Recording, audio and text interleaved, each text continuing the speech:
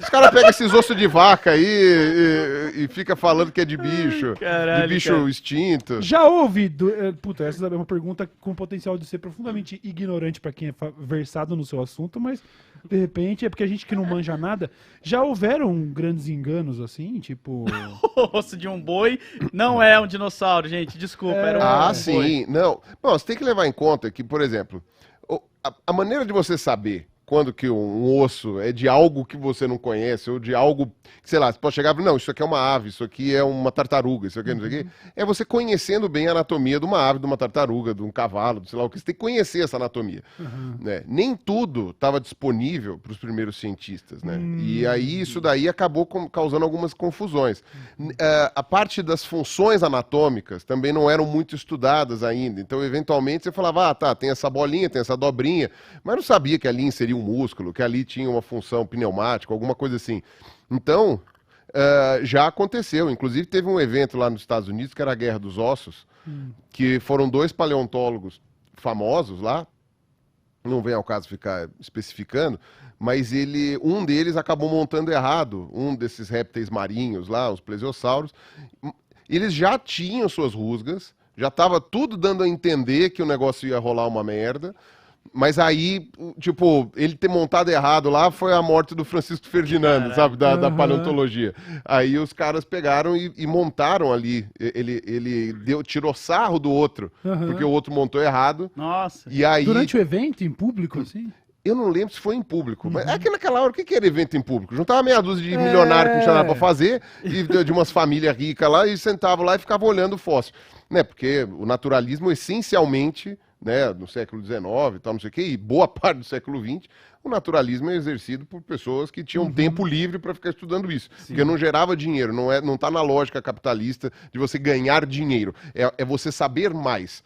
Para saber mais, você tinha que ter tempo livre. Tempo livre que você não estava lá na fábrica torcendo porca. Então, tipo, eram pessoas de famílias abastadas. Aqueles que não eram de famílias abastadas, como foi o caso do Wallace, por exemplo, que também descobriu a seleção natural numa pira de febre de malária.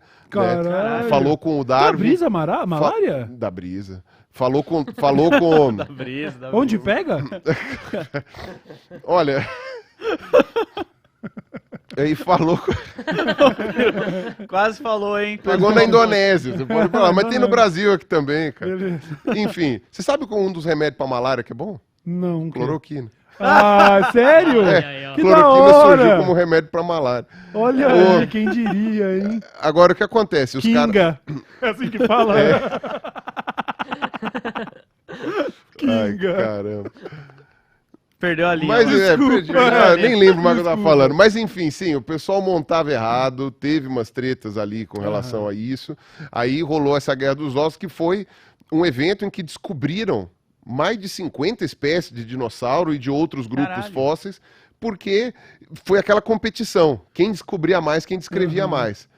Fizeram merda pra caramba, porque aí é aquela coisa, tudo que é feito na pressa fica mal feito. Então o pessoal ficava naquela de descrever logo o bicho, descreve logo, e no final das contas, vários foram invalidados, depois o pessoal descobriu que era a mesma coisa. O próprio cara que ganhou a briga, que foi quem ficou tirando o sarro do outro, montou coisa errada, então aí, também teve isso, na pressa, no desespero. Porque, por exemplo, no fóssil, no campo, você tem uma coisa que é muito importante, que é a localização no espaço. Então, para você, sei lá, você achou um corpo aqui, o tronco, e ali você acha uma cabeça. E como é que você sabe que aquela cabeça é daquele tronco? Você tem que ver a parte anatômica, o tamanho, mas também você tem que ver a parte geológica. Como que foi que aconteceu aquelas mortes ali, entendeu? Então, por exemplo, se aquilo lá for uma enchente, provavelmente os bichos vão chegar tudo meio quebrado, meio despedaçado. Se aquilo ali foi, sei lá, uma tempestade de areia ou uma coisa que, sei lá, foi mais lenta, né? Ou, sei lá, os bichos afundaram na lama, por exemplo, aí eles vão estar mais inteirões. Então você sabe mais ou menos a coisa você fazendo um estudo, né? E aí tem também a inclinação das camadas, dependendo de como foi que aconteceu a coisa, tal. Você tem que chamar um geólogo, que é o cara que vai manjar, né? E aí, quando você vê isso daí, você sabe. Às vezes, na pressa, o pessoal coletava tudo e levava pro laboratório. Aí chegava no laboratório, aqueles ossos lá, a pessoa não tinha informação nenhuma. Ele falava, isso daqui acharam junto? Achamos. Então, liga aqui, talvez seja, entendeu? E aí, só depois de muito tempo, você vai achar outro completo, e você vai falar, o cara montou errado. Então, Entendi. acontece. Hoje isso é muito difícil de acontecer. E eu posso falar com segurança que isso é muito difícil de acontecer.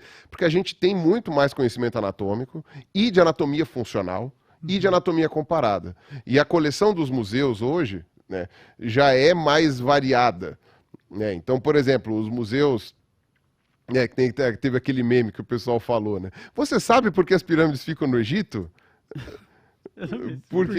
Porque é alguma coisa a ver com o imperialismo. Porque é não grande dava demais para levar para o Museu Britânico, né? Não dava pra roubar, porque não dava pra roubar. Enfim, mas no fim das contas, então, por exemplo, você começou a ter... E aí entra nessa questão, né? Eu não lembro agora em qual podcast que eu falei assim, o imperialismo é uma merda, mas ele que possibilitou o desenvolvimento do naturalismo. Porque ele que fez com que num lugar só se juntasse coisa do mundo inteiro, Entendi. para os caras terem os Pra insights, que alguém chegar e falar pudesse assim, analisar. pô, mano, o que é esse troço?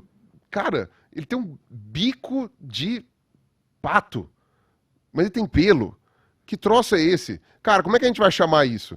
Ah, nós temos que seguir a regra de nomenclatura zoológica em que você pega do grego ou do latim, transformando. Então, tipo, ave em grego é ornitos, focinho em grego é reinos, então vamos chamar de ornitorrencos.